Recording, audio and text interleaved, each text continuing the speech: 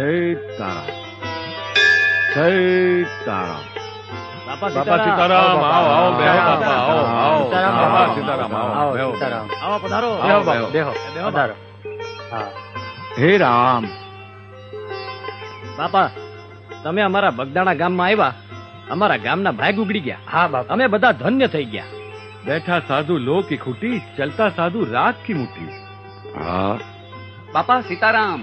સીતારામ મોટા ભાઈ, સીતારામ. સીતારામ મોટા ભાઈ, બેહો. આવો બેહો.